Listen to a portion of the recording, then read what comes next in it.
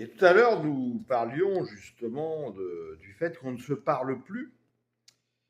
Et on discutait justement avec les frères et sœurs hier. Et en fait, beaucoup de gens ont besoin de ce qu'on appelle une vie sociale. Donc en fait, d'ailleurs, quand ils arrivent dans un nouveau village, une nouvelle ville, ils disent justement qu'ils recherchent à gagner de nouveau une vie sociale. Et les gens, les humains ont besoin de se sentir une appartenance à un groupe. Alors certains choisissent la politique, d'autres vont choisir un club de sport, d'autres vont choisir ceci, cela, et d'autres choisissent les églises comme un statut social. Mais très souvent, l'objectif, leur soif, ce qu'ils viennent rechercher, n'est pas de grandir dans la connaissance de Christ pour devenir un disciple et œuvrer selon ce que le Seigneur a demandé, mais pour avoir un statut social qui les rassure, faire partie d'un groupe. Et croyez-vous que ce soit un hasard que tous ces tic-tac, Instagram, Facebook, YouTube et j'en passe, ils appelaient ça des réseaux sociaux.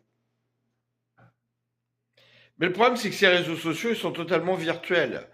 Et avec les algorithmes, ils étudient ce que vous publiez et ils vont vous proposer que des gens qui publient ce que vous aimez, pour vous faire croire que tout le monde pense comme vous.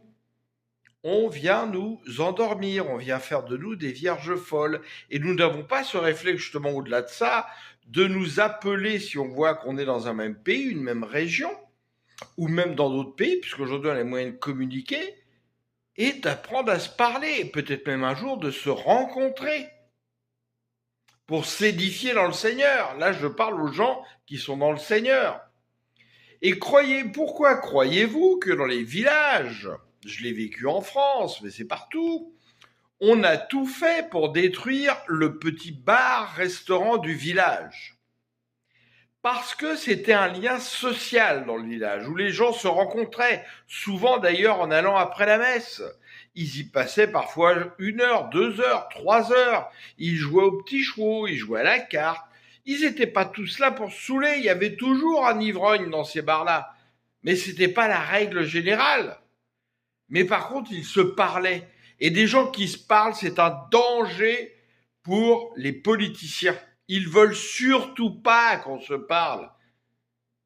Alors arrêtez de leur obéir, arrêtez de jouer dans leur jeu, arrêtez de dire oui et amen au serpent, réapprenez à vivre autrement, rencontrez-vous, parlez-vous. Allez, on y va.